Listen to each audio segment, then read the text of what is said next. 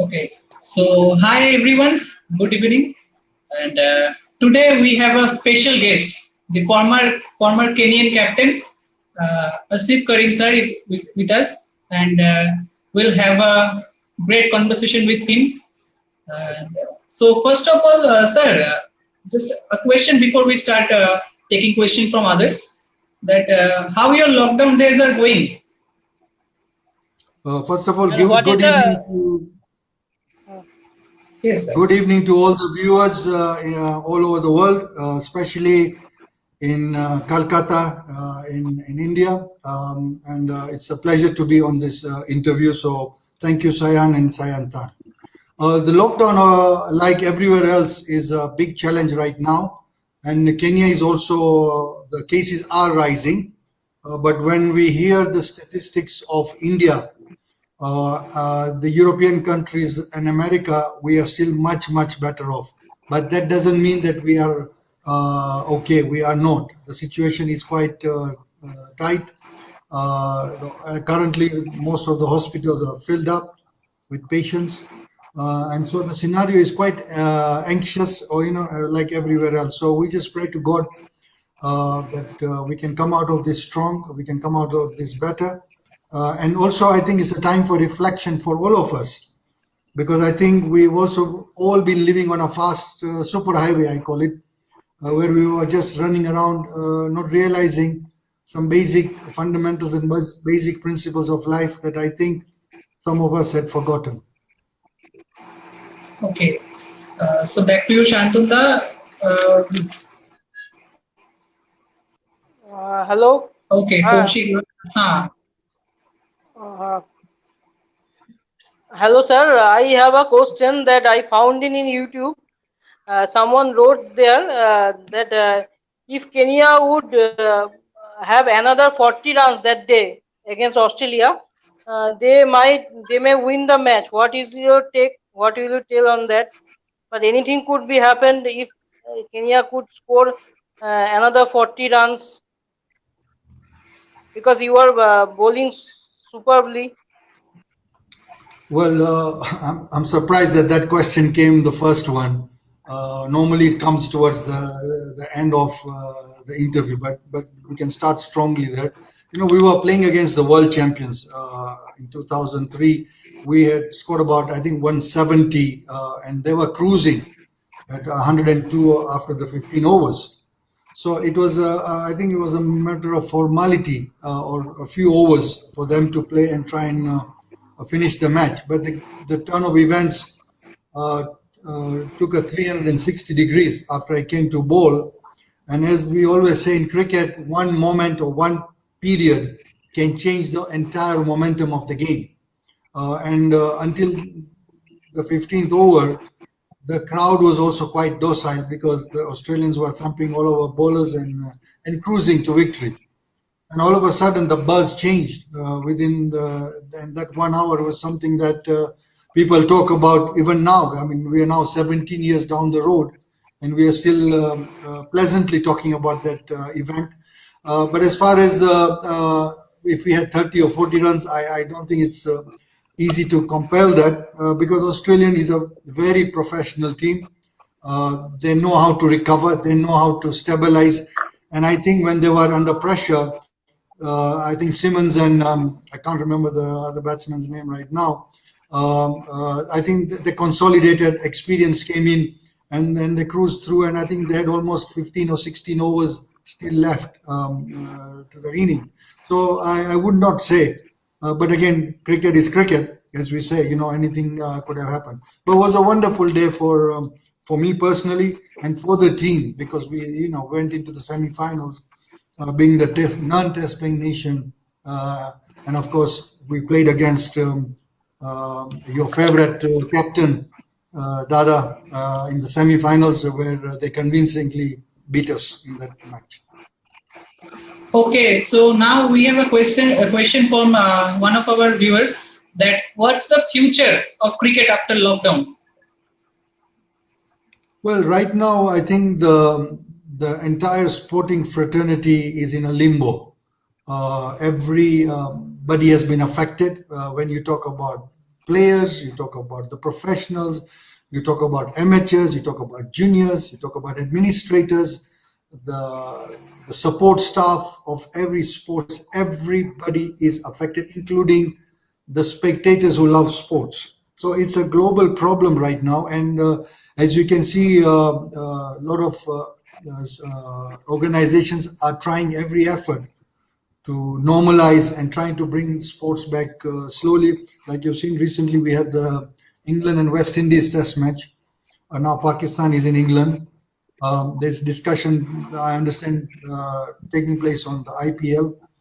There's a discussion on the Caribbean League. So I think all the organizations are trying their best under the circumstances, but I would really give it a caution and still say that as much as we would love to watch the sports or play the sports, I think our health is paramount, and we should not risk even 1%, because not only we can be affected, the people around us can be affected, and our own family members can be affected. So it's a very tricky situation, and so I think it needs to be taken with a lot of caution, which I'm sure they are trying, but I still say that we need to be extra cautious so that we avoid any catastrophe or a problem. Okay, sir, we have another question. Orindam. Okay, sir, can you please read? Sir. The one on the screen? Sir, what was the game plan in semi-final match versus India? Orindam Bishwas has asked you the question. I'm sure he is talking about the 2003 World Cup. 2003 World Cup, yes. Yeah, we played India in the preliminary match in the Super 6. And we really gave them a run in that match. It was a close contest. Dada and Yuvraj at the end salvaged the situation for India. At one stage, they were in trouble, if you recall the match. But when we went into the semi-finals, I think by that time, I think we had reached the pinnacle. As far as the Kenyan team was concerned, a team that was not supposed to even reach the second round, not only reaches the second round, does very well in the Super 6, beats 3 playing test nations, gives a run to India in the Super 6, gives a run to Australia, then reaches the semi-finals. I think within our hearts, we felt that we had done, but nobody talked about it. We wanted to play the semi-finals. We said we'll go and give it our best shot. But again, I think the Indians were much stronger than us on that day. They were more experienced. They knew how to handle the situation much better. And I would pleasantly say that they deserved to win and be in the finals. So the strategy for that day was to, again, the whole world was looking at Kenya, because Kenya became what we call an instant discussion on world cricket. So, everybody started to talk about Kenyan cricket. Any team that played against Kenya was cautious, wanted to be careful. So our goal was to go and enjoy the moment, enjoy the whatever fun we had in the tournament, and hopefully that even if we had to lose, we would wanted to lose competitively and honorably. Okay, sir. So we have got a special question that Shantika Samunto have asked that in 2003 World Cup. Okay, in 2003 World Cup, Kenya versus India. India had played 2 games against Kenya. In Super 6 match, India was in very difficult situation. In that match, Dada had scored a century and India won that match. But at some stage, India were 18-3, where Virendra Sehwag got out, Sachin Tendulkar got out, Rahul Dravid got out. Then please share your experience that what do you think at that time India will win the match? In fact, after Sachin and Sehwag got out, Mohammad Kaif got out. Yes, got out. And then Dravid and Ganguly steadied the innings. Dravid was extremely shaky the entire inning, but he stood there, hung in with Dada, and up to the second water break, we believed that we will win that match, or it's going to be a very, very close contest. But after the 34th over, the entire game changed. I think we faltered in a few decisions, but more importantly, I think Dada showed the class that he is. He dominated the entire inning there, and he got excellent support from UV. I think who got a very quick 54 or something. And then the two of them at the end made it look very easy. But I can tell you that on the ground, the nerves were very, very tight as far as India was concerned, and the confidence level that the Kenyan team was enjoying, I think we were close to beating them. Okay. Question from Subhashish Sarkar. I want to show it. He's asking a question, sir. How do you rate Captain Sourav Ganguly in the semi-final match as the batsman? Well, Ganguly as not only a batsman, I think as a leader, as a character, as a person, was a man who could stand against any grounds. He was a man who had a lot of character, who believed in himself, and he believed in his team. And I mean, you could see the results over the years as him as a leader. He actually, I think, brought India to a higher level internationally, where the sense of belief became much more that India can beat any team, not only at home, but even away. And the results were quite good under his leadership. And he dominated in that match also in the semi-finals against us. India started very strong, and he came in and capitalized and got another majestic 100 to make sure that India would be in a comfortable position to win that match. And that was his last international century in the ODI format. And okay, sir. So we have some questions. Okay, Shantonda, can you hear me? I can hear you. Can you please show the question? Here is a question. Pallav Ganguly Banerjee is asking a question. Sir, please share your experience of playing against playing against captain of Indian cricket team Sourav Ganguly. Share your experience. I think the first time we got an opportunity to play Dada was in 1995. I think when he came with the India A team to Kenya. I think that's the time him and Dravid Kamli were part of that entourage. And then I think 96 is when he debuted and got his maiden 100 at Lord's in the test match. And I think after we played him then in the 98 Coca-Cola Trophy, when we came to India. And then I think he got the captaincy in 2000 after the controversial issues that were going on in India, replacing Muhammad Azharuddin. And from the time he took leadership, I think his first major event was in Kenya. I think he came to play the Champions Trophy. And that was the first time he was leading. And that's the time I think UV was debuting, Zahir Khan came in. Quite a few youngsters were in the team. And so he came at a time when the Indian cricket was at a crossroads. There was a lot of discussion going on. There was a lot of apprehension on the future of Indian cricket.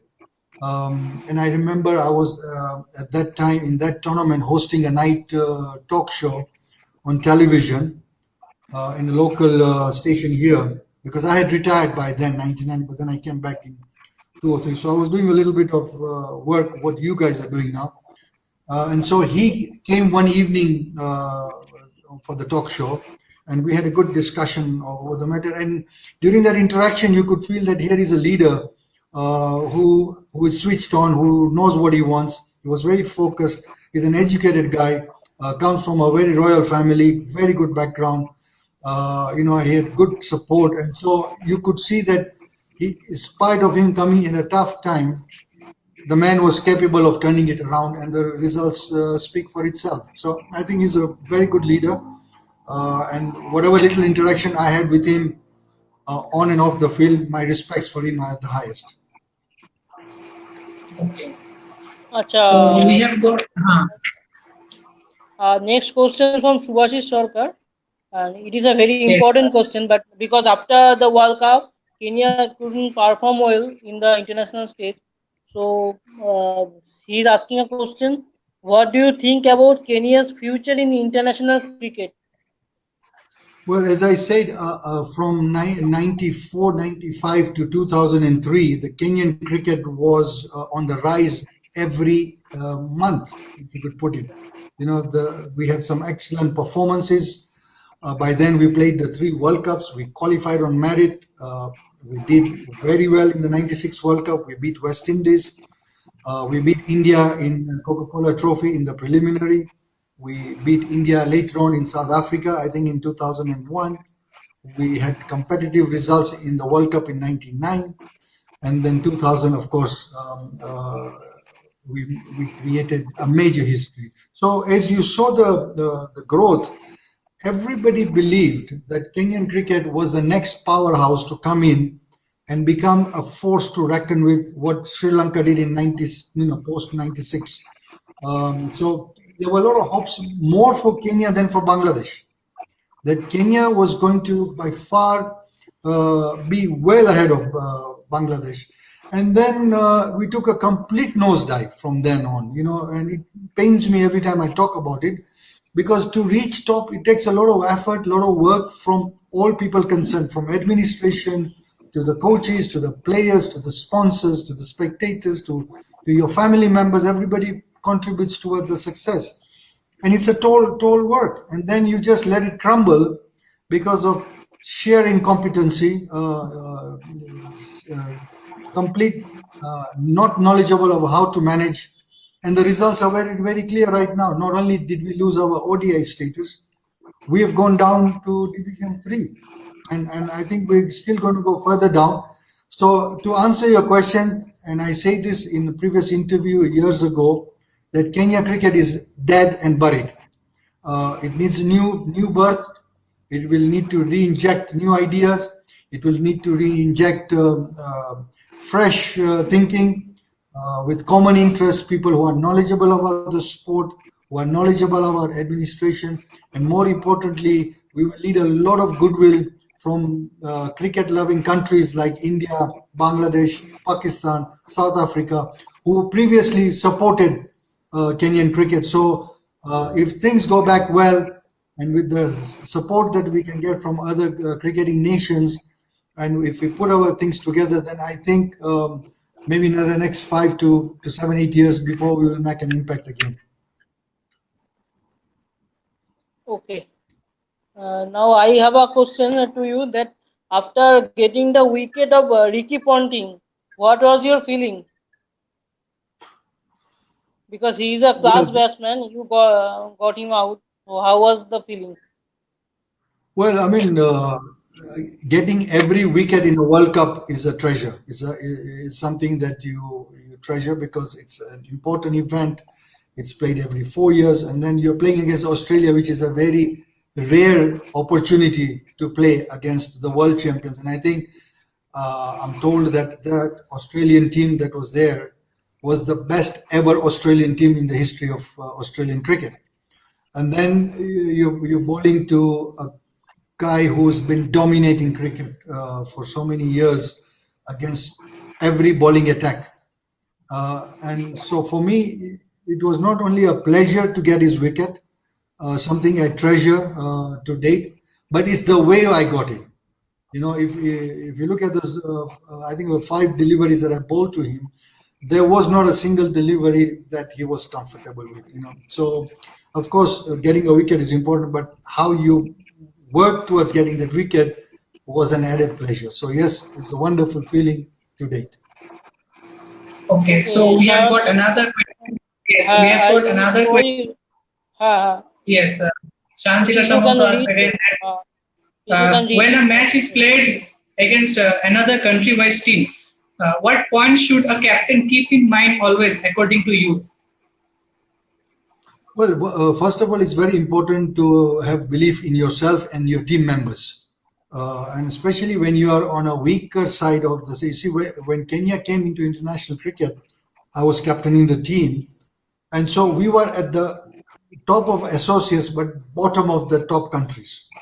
So we were not expected to win, but we believed in ourselves that we are going to be minimum competitive, so that whenever we play any match or any country that we play, irrespective of who the opponent is, we are going to concentrate on our strengths and our belief and give the best shot.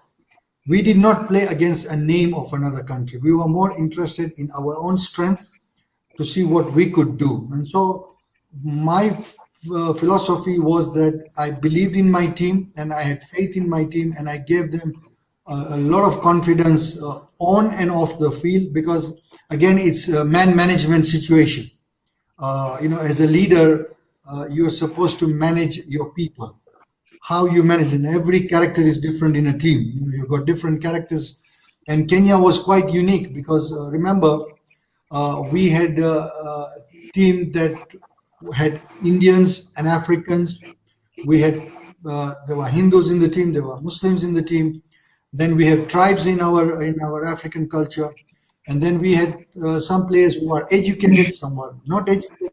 So to handle all of them, it needed an extra head, and to be able to handle each of them individually to get the maximum out of them. And fortunately, I think we did very well overall, so we did well. So I would say that as a leader, it is important to understand yourself and to be able to motivate the team, not only for them to perform, but for your own self also to be holding a good position, not only as a leader, but also to perform. Okay, next question I want to show.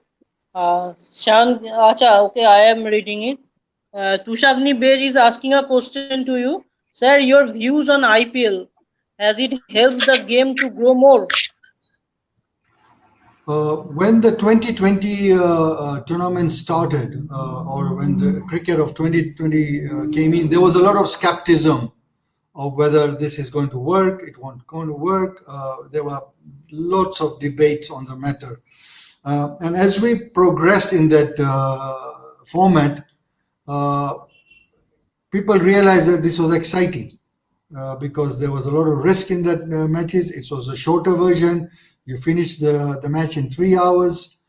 It's action-packed. And as I think the first World Cup was played in 2007. Where India beat Pakistan in the final. India won the World Cup.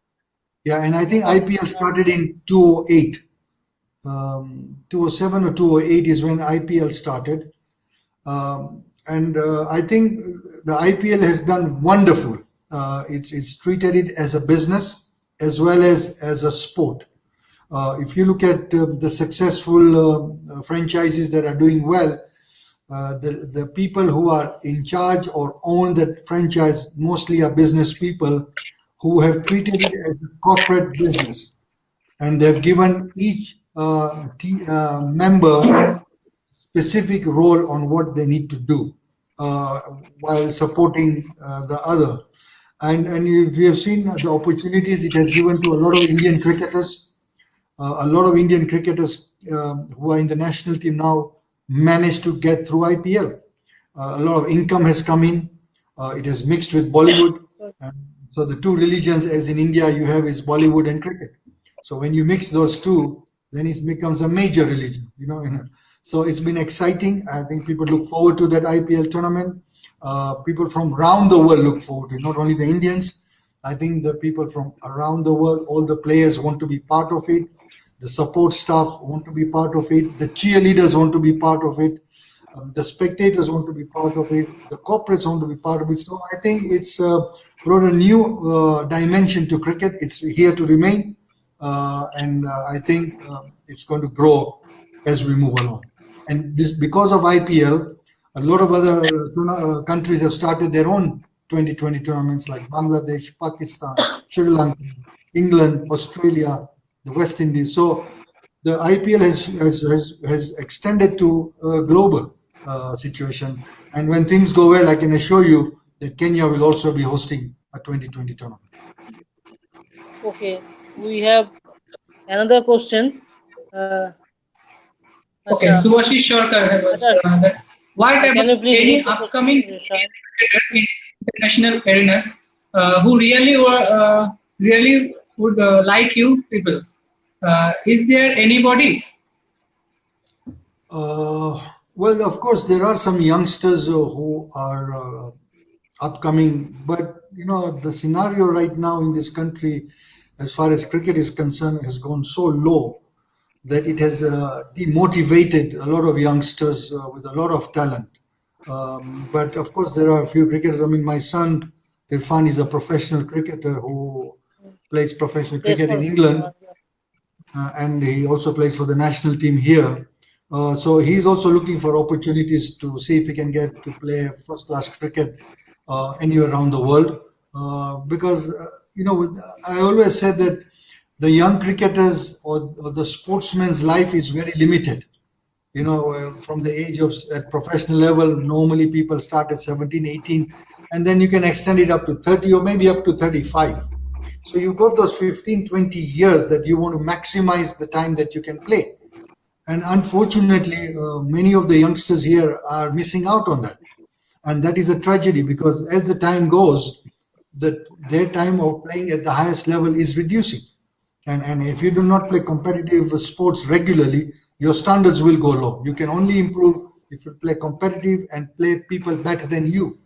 So in that respect, a lot of Kenyan youngsters are losing out. There are quite a few talented youngsters, and I'm hoping that there will be a turnaround so that they can an opportunity to play the highest level, and something that it's a dream for a lot of these youngsters, especially when they see other young cricketing nations doing well, and Kenya having been at the top level, and we are down right now. So it's quite painful and disappointing, not only to us but to the youngsters that are watching and waiting. Acha, okay, now we have a question, slightly different question. Kaushik Roy has asked a question. It is written in Bengali, so just okay. Do you like Yes, Bengali food? Bengali food. sir, it's in Bengali. Just Kaushik Roy before the has asked. he said that. I visited Kolkata, Bengal State, and Bangladesh.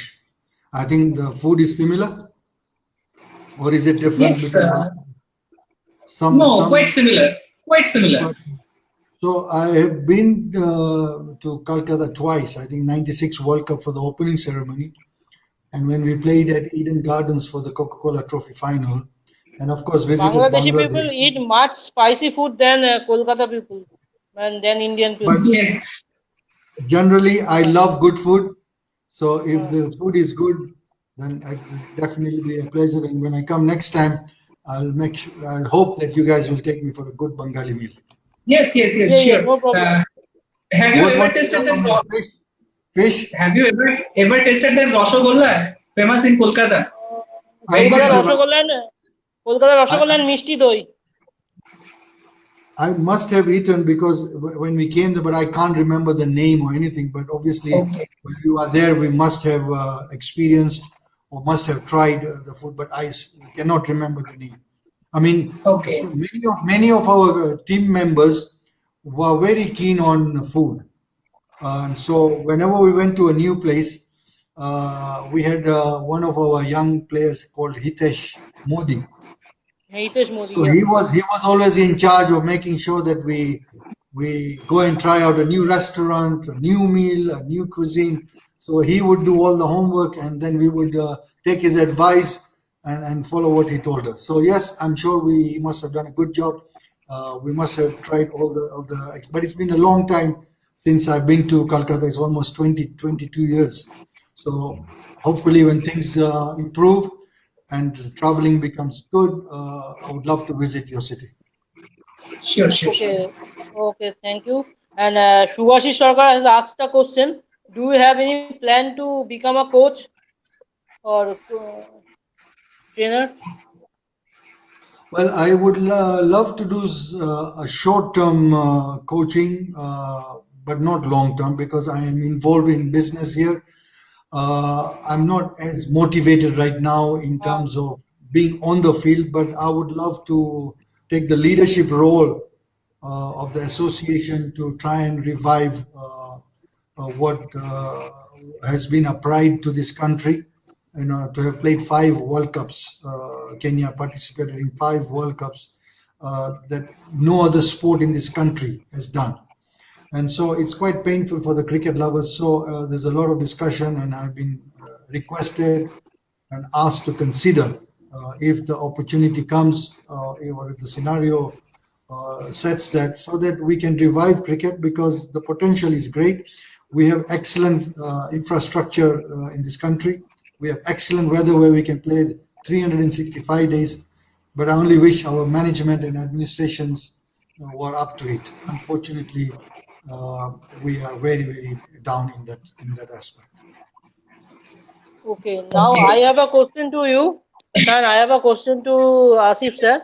Which was more tough, playing Davis Cup for Kenya or playing World Cup for Kenya? Well, there were two different sports. Tennis is an individual sport, but of course, in Davis Cup you play individually, but you go as a team and for the country. And cricket is a team sport. Davis Cup is the highest you can play for the country in tennis, and cricket is the highest. World Cup is the highest you can play as far as cricket is concerned. And so for me, both were equally good. There was nothing. Either was tough.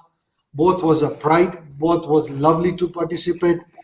It's very rare that a sportsman gets an opportunity to play for his country in two sports. So I enjoyed my experience for both the sports, and it's something I treasure to date. Okay, sir. Now I have a question for you. That who was your inspiration when you were growing up?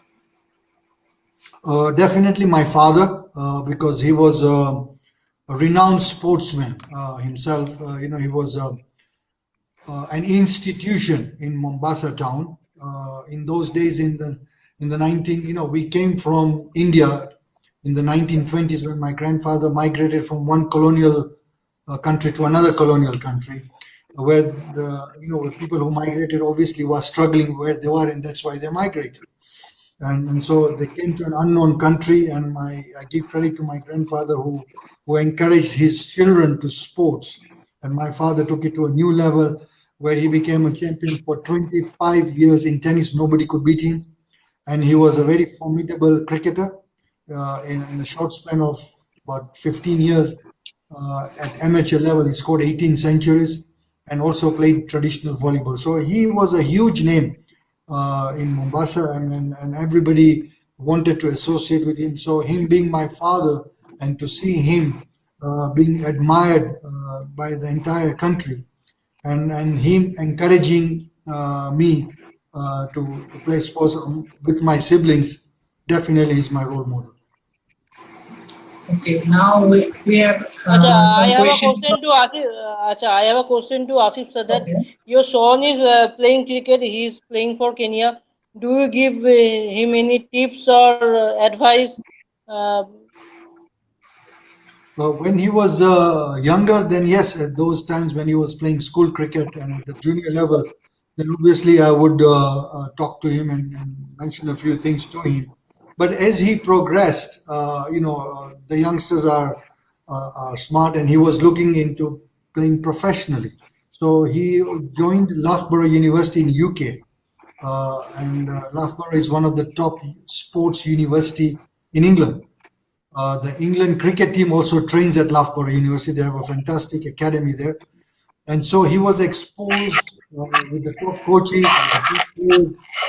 So a time came where there was really nothing I would tell him, occasional statements, but he knew what he was doing. His performance spoke for itself. He was focused on cricket. As I told you, he eats, he sleeps, he thinks cricket. So he's very focused on it. And there are times maybe he would tell me a few things on cricket that we are all here to learn from one another. So at the moment, no, there's not much I do tell him. He knows what he's supposed to do and what role he's playing. Acha, Okay, Shahan, here is Shantanu, the can you? important. Yes, Here is the yes, important question. I want. Can you please read yes, it? Subhashi Sarkar, yes, right? yes. Shubhri Sarkar asking that ask him about 1996 World Cup inaugurance at Eden Garden, where there was big point league. I have seen him, and it was 11 February 1996. Did he remember that? I do remember the opening ceremony was in Eden Gardens. I don't remember the date, but I know it was in February. I mean, it was packed stadium. I think the capacity was about 100,000, but we were told that it was well over 100,000 people had attended. It was an evening program, evening night program, and the program was going well, and all of a sudden it became so windy that the entire program became shaky. The lighting system did not work. So it was quite a disappointment, because I know the efforts the organizing committee had put in to make it a spectacular event. But other than the lighting, I mean, there was a good music show. There was some, I think there were a couple of actors who were there. I think, I can't remember the name, Jaffrey's, was it? But I can't remember the actor's name who were there. But overall, it was a wonderful experience to be in a stadium of well over 100,000, where all the 12 teams were there, together for a walk. And so, yes, it was a wonderful experience overall at Eden Gardens. Okay. Subhashish Sarkar has answered that Shoaib Jaffrey was the anchor. Who was it? Syed Syed Jaffrey. Jafri. Correct. Yes, Syed Jaffrey. Yeah. Syed Jafri was the Now anchor. Yes. I want to ask a question that in 2003 World Cup, Kenya had a memorable win against Sri Lanka. Can you share some memory of that match? Yeah, we first went to South Africa to play our first two matches. We played South Africa, and then we played Canada. And then Kenya was also hosting a couple of matches. So we flew back to Kenya, where we were to play Sri Lanka and New Zealand. And you remember at that time there was this security issue, and a lot of this unfortunately was created, where New Zealand decided not to come, but it was their own choice, and we got the 2 points. And then 2 days later we were to play Sri Lanka at home. And so, I mean, we are at home. We've always done very well at home, like most home countries do. We were determined to do well. I think the win against Canada gave a little confidence, because against South Africa we lost by 10 wickets in the first match. So playing against Sri Lanka again, I think it was not a very high scoring game. I think we got about 230 or 240, something around that. And I think we got a couple of quick wickets. And then we had this young spinner, Collins Obuya, who came in and did a magical spell. I mean, I think he bowled 10 overs, 5 for 24 or 5 for 25, and he got some big wickets. And so as the wickets were periodically falling, the sense of belief again became very strong within the team. And we had a huge crowd. That I think we had well over 10, 12,000 people watching at the stadium. And so the home support came in. And as I said, that cricket, one or two events or one or two things, and the momentum shifts on the match. And I think that's what happened when we got Jayasuriya quickly, and a couple of the quick big names.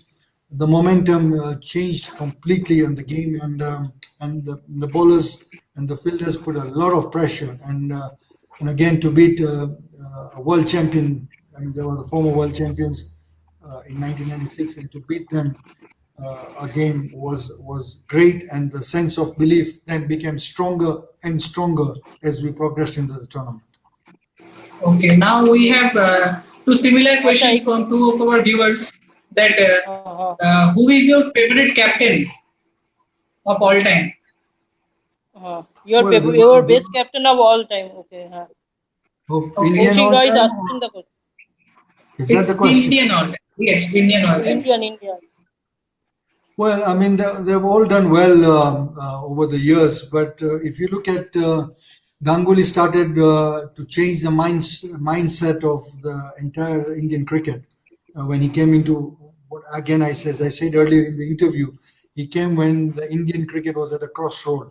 So he came in to change the whole concept among the team, got the sense of belief, performed very well, beat Australia in the 201 series, did very well in the Champions Trophy, got to the finals of the 203, and then you had again a mishap. I think Dravid came in for a while, and then Captain Cool MS Dhoni came in, and I think the way he carried his leadership and his records speak for itself. So if I had to give number one rate right now, I would give MS Dhoni. Not only because he's won everything, but you see his on-field behavior, the way his body language was, and so he took a lot of risks, he took a lot of chances, and he had a lot of belief in his players.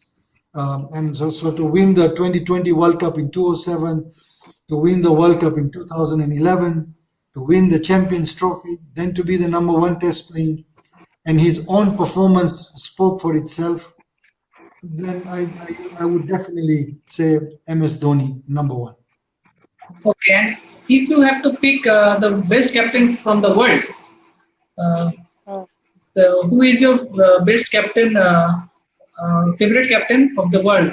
Here is a question for you. Well, Manas again, is asking that.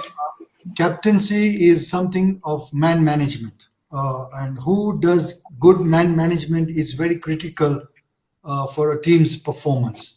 And if you look at over the years, there have been phenomenal captains who have a good man management ability. But if I quickly give you four names and then I'll give you my top, you would have Imran Khan, Clive Lloyd, Arjuna Ranatunga, and MS Dhoni.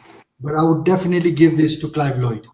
Clive Lloyd was managing, remember he is coming from cricket where 7 islands, the players are from 7 islands with different culture, with different thinking, different politics, and he managed to put them together, and his results in the 70s and early, I mean, speaks for itself, you know. So I would give Clive Lloyd my number one captain for all time.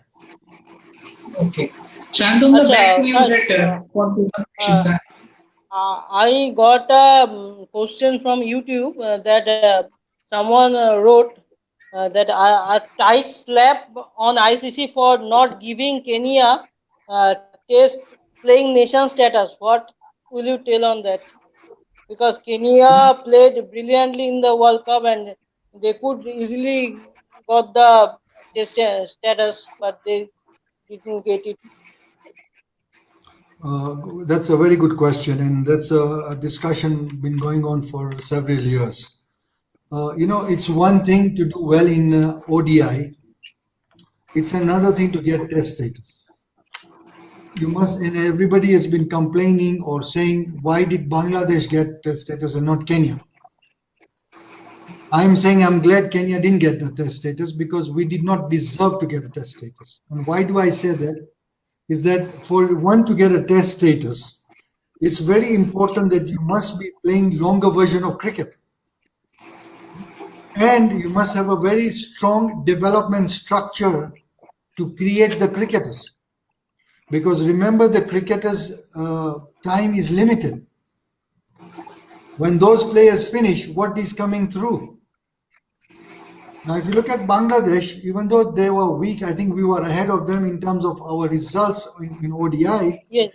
But they had a better structure in terms of they had the 4-day cricket, they had the 3-day cricket, they had the development structure, they had the government support, they had the corporate support, and there was a huge following of cricket within the country. Kenya, other than doing well in the ODI, we had nothing else. We never played any long version cricket. We did not have a quality or an effective development structure. Our domestic cricket, which was very strong in the 90s, was getting weak post 99 World Cup and 2003. So how, on what grounds do we get it? How do we justify it? As much as I would have loved to have had it, I mean, that would have created a lot of good things, but did we really deserve it? Were we ready for it? I don't think so. And the results are clear where we are right now. I mean, ICC post 2003 World Cup, I remember now, they pledged over $500,000 to support Kenya cricket. Unfortunately, that money was squandered. The results are poor. There is nothing to show. And so I'm asking myself, how do we justify to put a case that Kenya should get a test status? Where? And so I took a position of that in 2003, not now. At 2003 World Cup, when I was asked by a reporter, I said, we do not deserve the test status at the moment. You cannot leave for one tournament. As much as we thrive on it, we treasure what we did in those World Cups, but that is not the yardstick for one to determine whether you can get test status or not. Acha, we have another question. Subhasis Sarkar is asking a question. How do you rate Ganguly and Sachin as an opening pair in international cricket? I mean, the records speak for itself. I mean, the records are phenomenally consistent. They've done very well, and so really there's nothing to speak. The records speak for itself. I think they were a formidable opening pair, and they have done proud to themselves and to the country. Okay. Manush asking that next ICC President Saurav, what's your view on that? Well, as I said, Saurav is a leader. His man management abilities are great. His results speak for itself. He's very keen to take the Indian cricket to a high level. He's also interested to take global cricket to a higher level. And going by his track record, I think he will do well.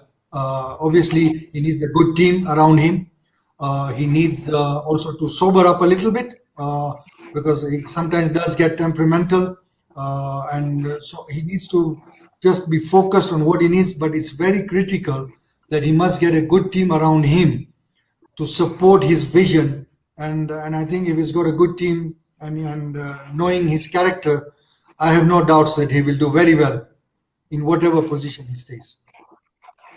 Okay, now I have a question. You are organizing Kenyan International Sports Film Festival. So my question is this festival will help or will help Kenya to improve in cricket? Well, the Because purpose of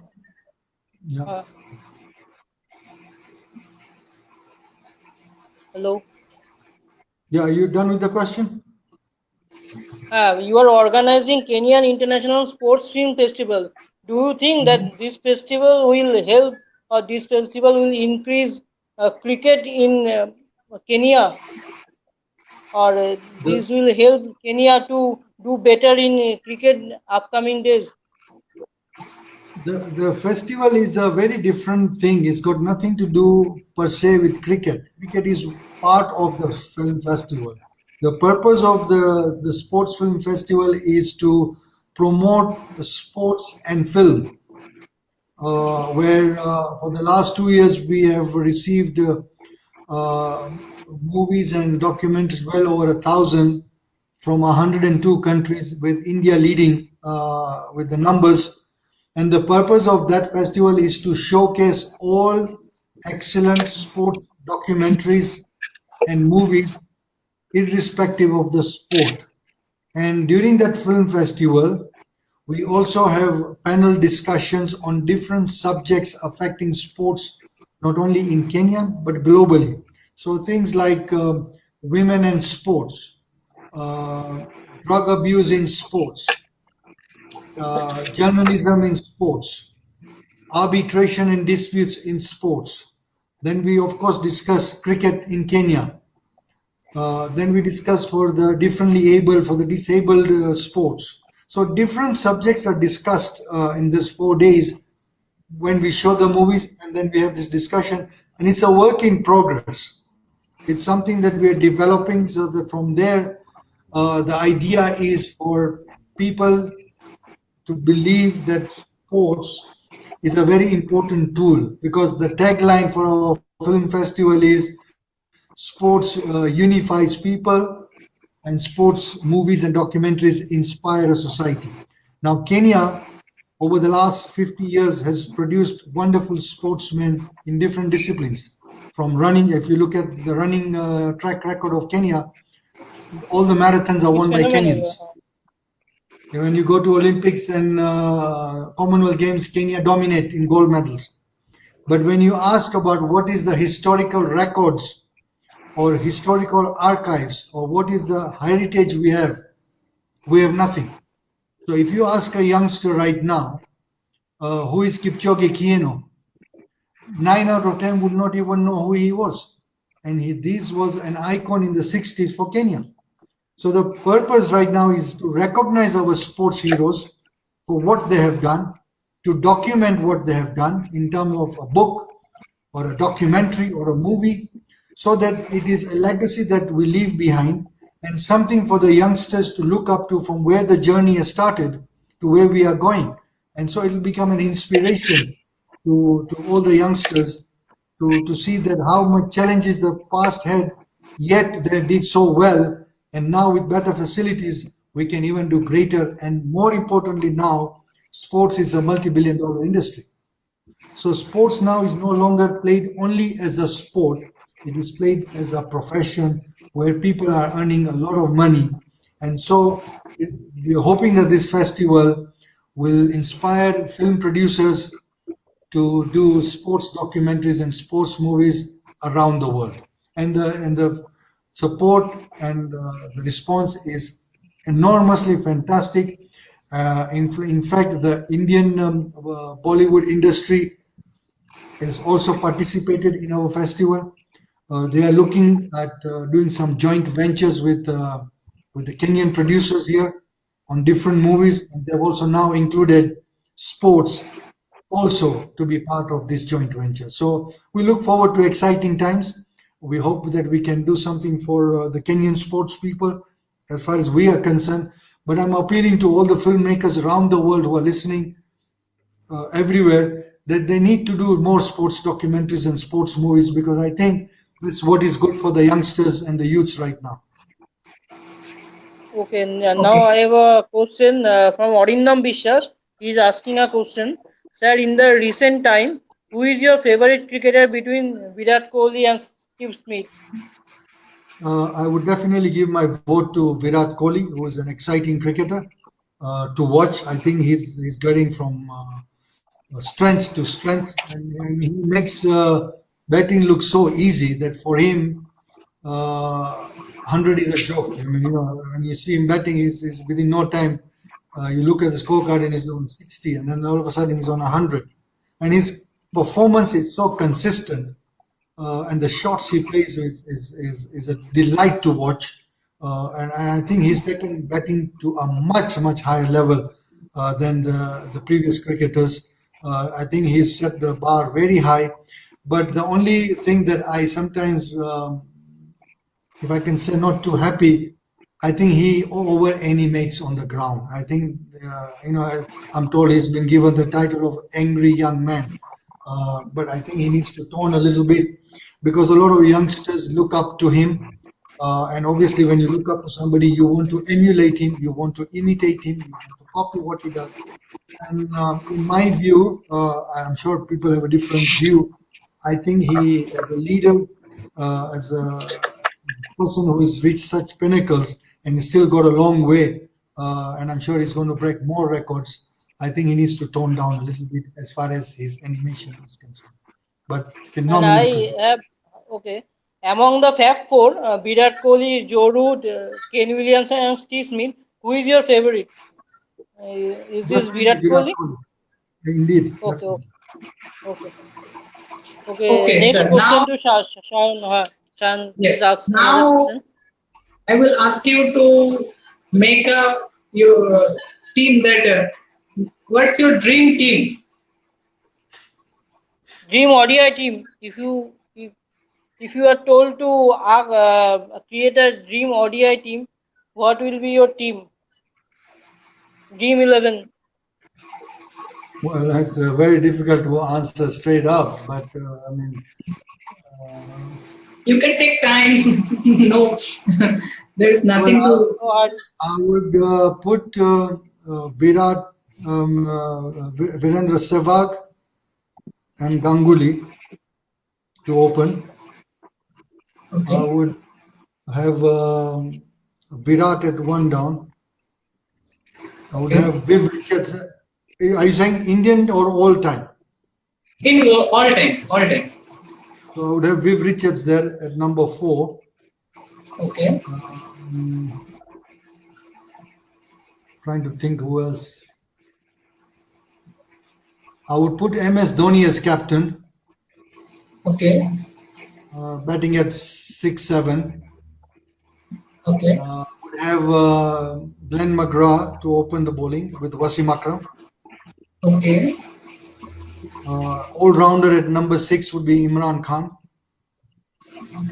And then for spin attack, we would have Shane Warne and Muralidharan. Okay. I don't know. Is that 11? I think one player is missing. If we start from, So let's start with we are Sehwag. starting. We are starting with Sehwag. Virendra Sehwag and Saurav Ganguly. So that's Ganguly. 2. After And that, we've got Virat Kohli at number 3. Number Viv 4, Viv Richards at number 4. Yeah. Number 5 is Number missing. 5 would be.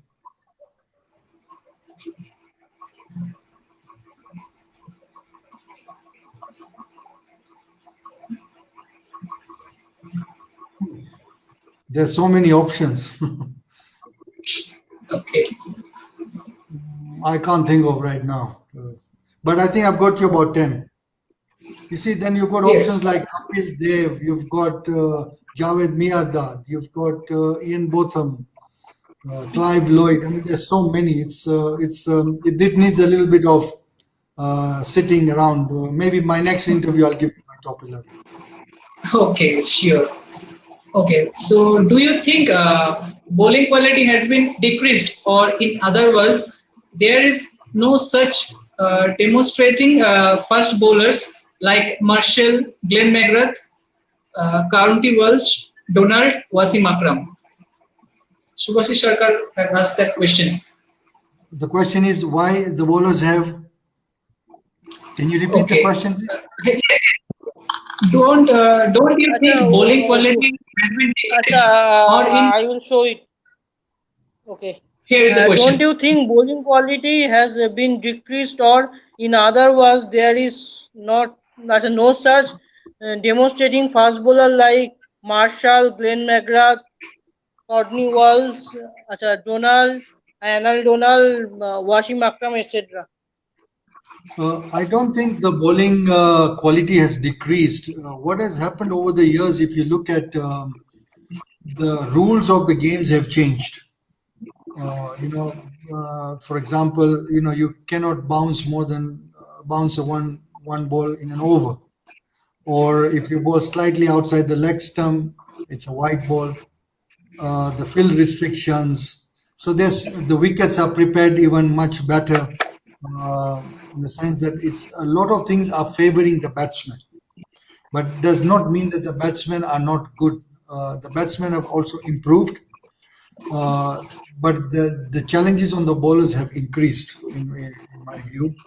But there are quality bowlers that we have, and remember the lot of things are now created for crowd entertainment, and for crowd entertainment, batting plays an important role. So if there are no boundaries, 4s and 6s, that doesn't excite the crowd.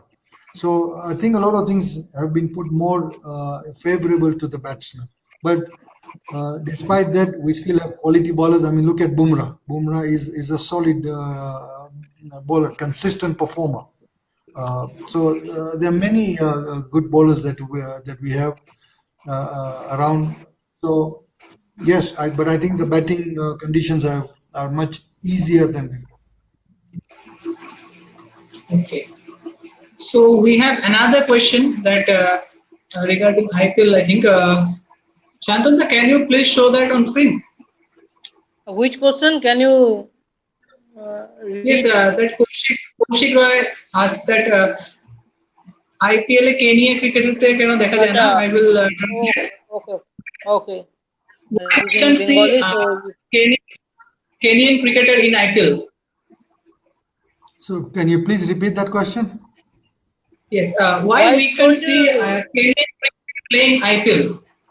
Of course, IPL is a huge tournament, and it also needs players who are known in the world cricket. If IPL was in those days when Kenya was doing well, I'm sure a few of our Kenyan cricketers would have played. Right Okay. now, the Kenyan cricket don't feature anywhere.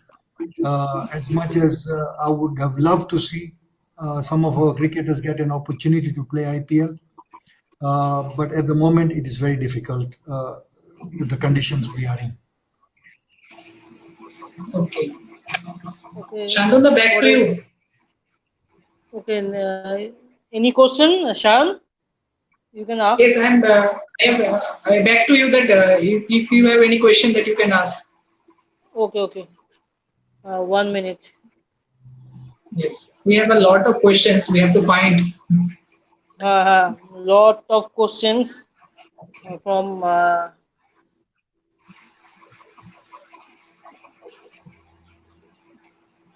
So can you share some memory of 2000 World Cup? Of which one? 2000 World Cup. Can you share some memory? 2003 World Cup. You mean 2000? Yes, 2003 World Cup. 2003 World Cup. 3 World Cup.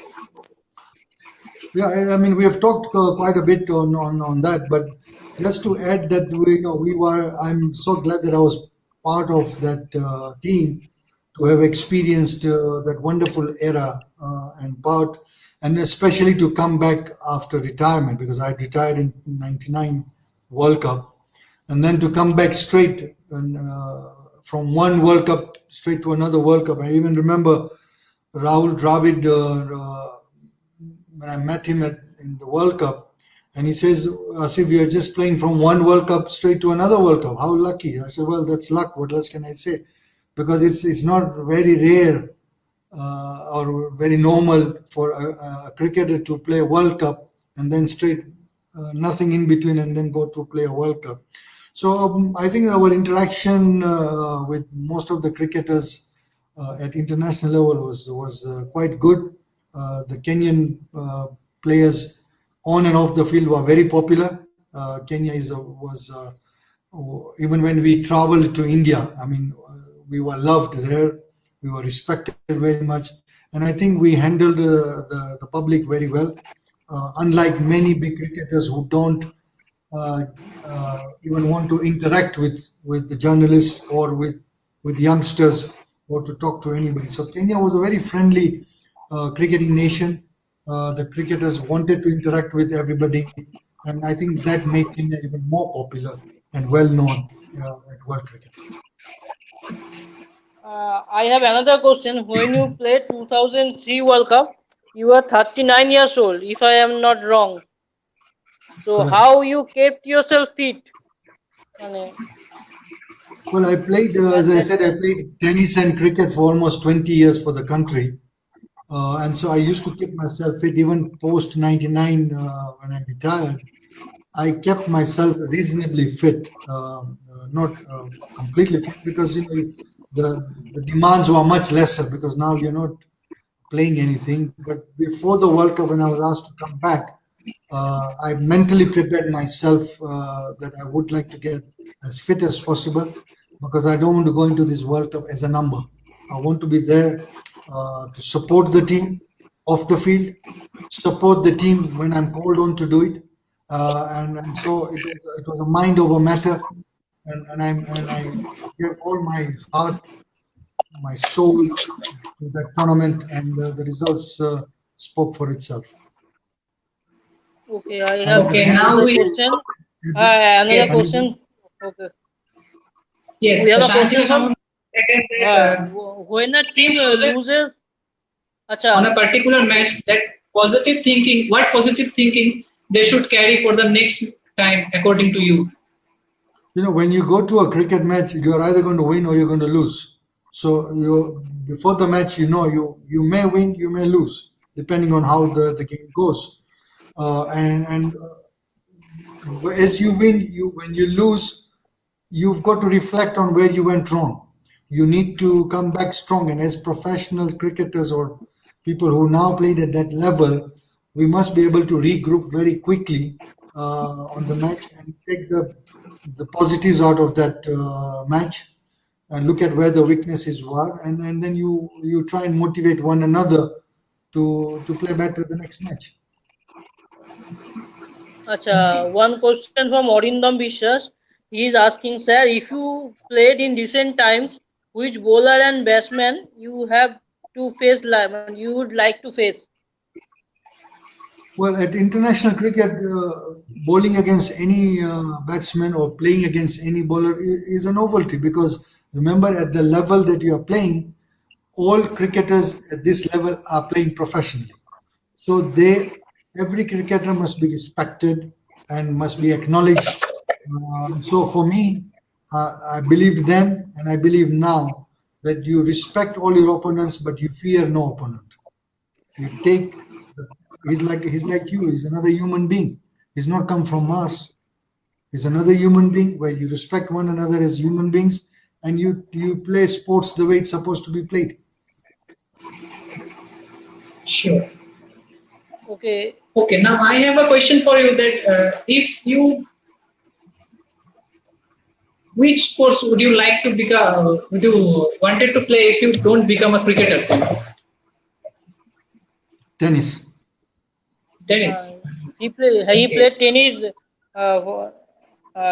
for country, and he represented Kenya in Davis Cup. So okay. So we have some question. I think. Acha, I have a question. If you give some tips to young players who is now playing. Yes.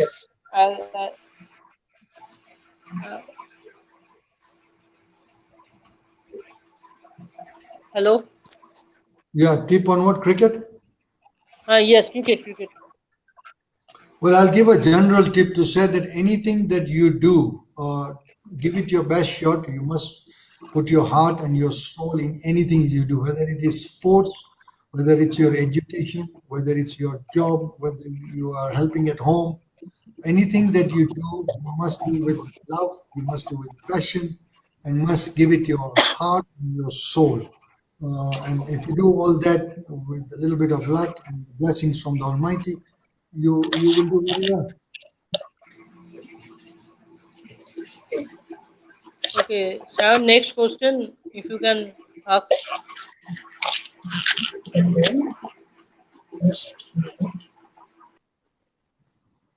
Okay, sir, I have a question for you.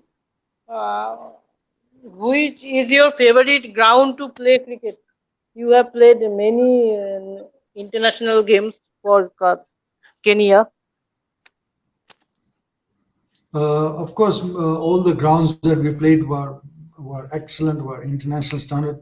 But one of my favorite grounds is where I played my first cricket in Mombasa, is Mombasa Sports Club. I think that's one of the most beautiful settings that one can play with as far as Kenya is concerned, and as far as international countries that I played in, I would say Eden Gardens was a pleasure to play on.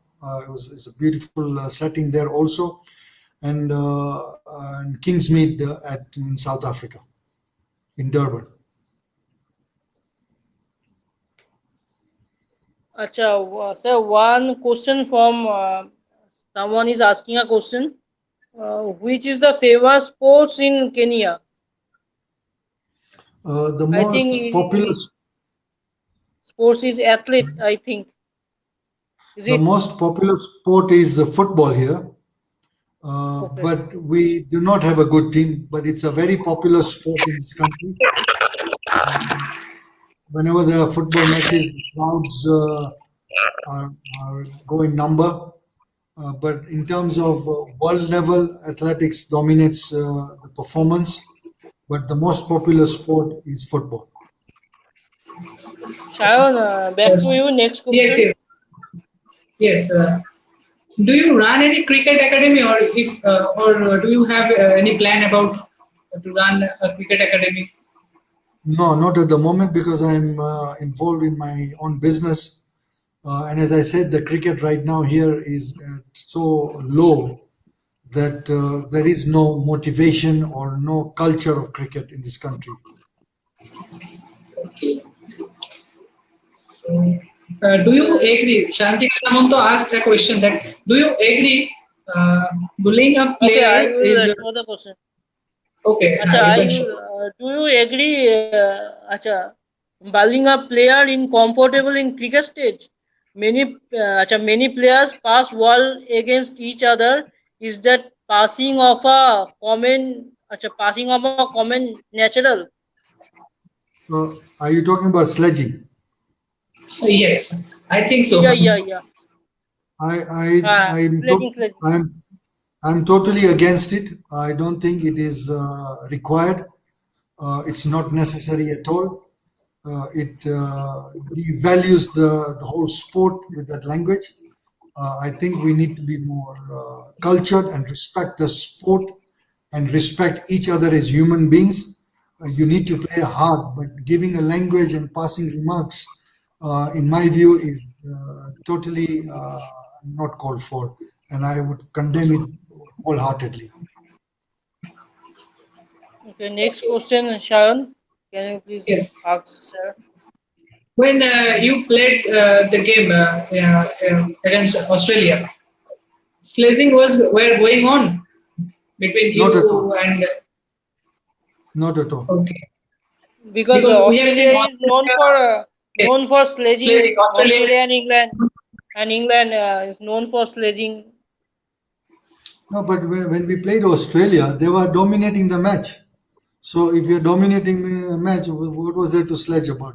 Sledging comes when it's a very competitive, tight match, which I've seen people do that. But I'm again repeating, I'm totally against that behavior. It should be not be entertained at all. I think there should be stricter rules to this matter, where the umpires are given more powers to even like in football, you're given a yellow card, I mean a red card eventually for misbehavior, and so I don't think this is good for cricket, or for that matter for Okay, any sport.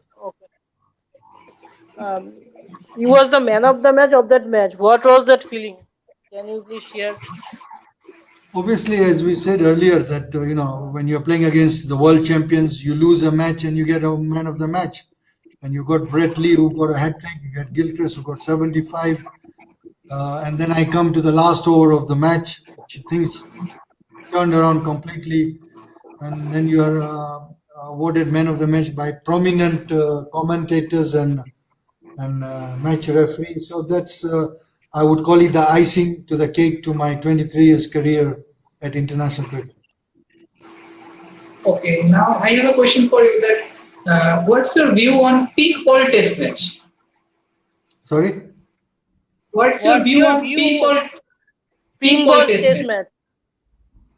test match or Peak ball test match. Sir, I think okay, day night test match. I will. I Okay, think one of you needs to speak because if you both speak, then I can't hear okay, you. okay. Okay, I will ask you. What is your view on ping ball test match? Has it increased the test? Because all are asking that test cricket is dying, so ping ball test match is good for test cricket. I think all formats of cricket are required. Test cricket, one day cricket, 2020. All are necessary, all play their important role. I mean, there was a time people were discussing that Test cricket is going down, but you've seen a lot of exciting matches. It gives a lot of character. It needs a lot of skills to do well in Test cricket, much more than in ODI and 20. I'm not saying that you don't need skills in those, but Test cricket is long version. It needs a lot of perseverance. It needs a lot of patience, and I think the skill level is much higher than ODI and T20.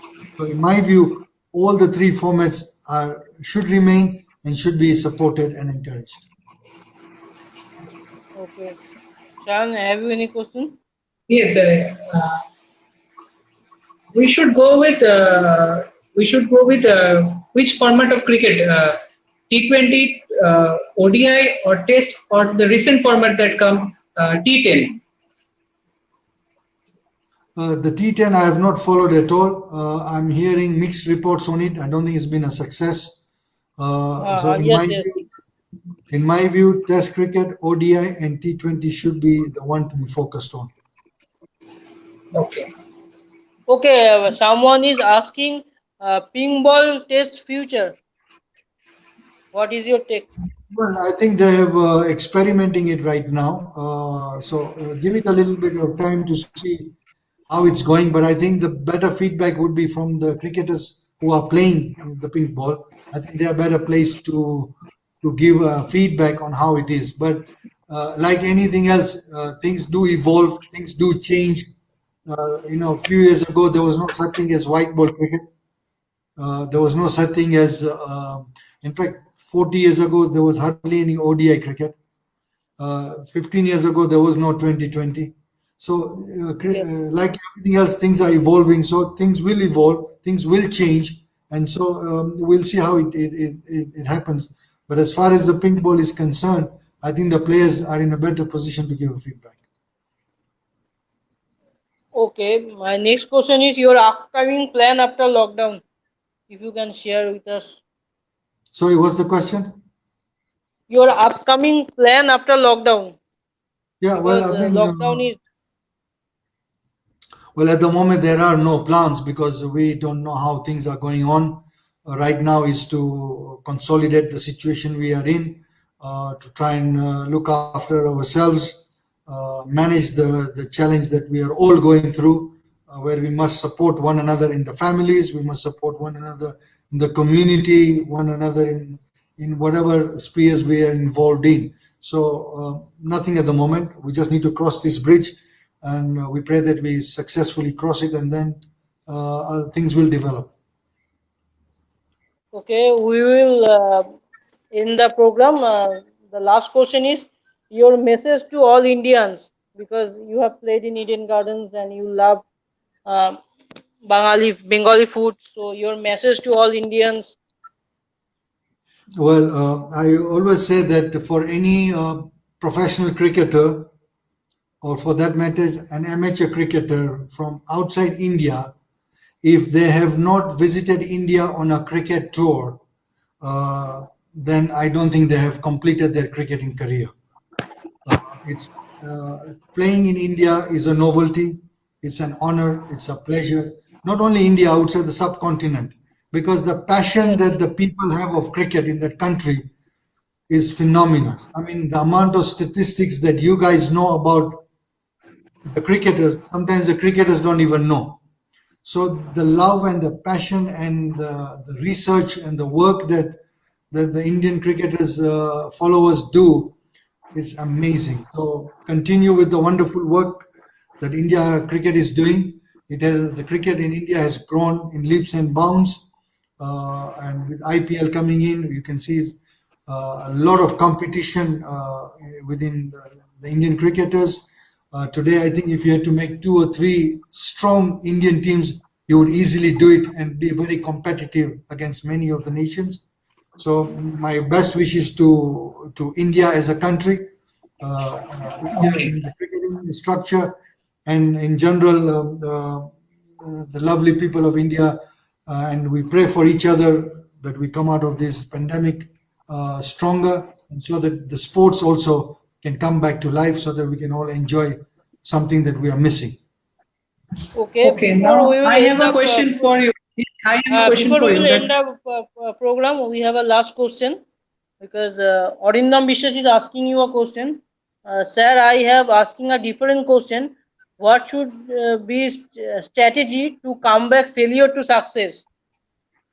Well, when This is the you've last gone question. down, Okay. okay, thank you. Okay. The Uh, when you are failing in anything, that you take a retreat and you go back to find out how things have gone low, why did they go wrong, and then you just persevere and come back, knowing where you went wrong, persevere what needs to be done, to come. So like anything that goes up must come down, and anything goes down will eventually go up. So it's a process to go through and reflect on where you can improve. Okay, So sir. One last question for you: that cricket should That be was my included in last. Olympics. Yes, yes. That's my last question to you. That cricket should be included in Olympics. Do you think that? Not at all. I think we will devalue the sport by going into Olympics, because remember, Olympics has got about 30 or 40 different sports in that Olympics. And cricket is a very unique sport, and cricket has its own standing in the world. I mean, you've got the World Championship in Test, you've got the World Cup ODI, you've got the T20 World Cup, you've got the Women's World Cup, you've got the IPLs, you've got all the 2020 tournaments around the world. So cricket is holding itself. It does not need Olympics to better it. In my view, cricket should not be involved in Olympics. And just to strengthen further to what I say, in 1998, in the Commonwealth Games, cricket was introduced. And I was part of Kenya did qualify to play that cricket in the Commonwealth Games. And I can tell you it was not successful at all. It did not catch at all. It actually lost the whole value within the whole structure of the tournament. So I think cricket is unique. Let it remain on its own, because it's an institutional sport and it has got enough exposure with all that I've said earlier. Okay, okay. so now we have to end our show. We have got. Subhashi Swarkar is saying thanks Asif sir to be joined with us. So you Welcome. can say that. It was We a also pleasure. thank you, sir, for being with us. Thank you, sir, for And being with us quality and, time. uh, and Most welcome. I wish you well and keep safe. Yes. Bye. thank you so Okay, sir. much. Bye. Good night, sir. Bye. Good Good night. night. Stay Good happy, night. stay safe. Okay.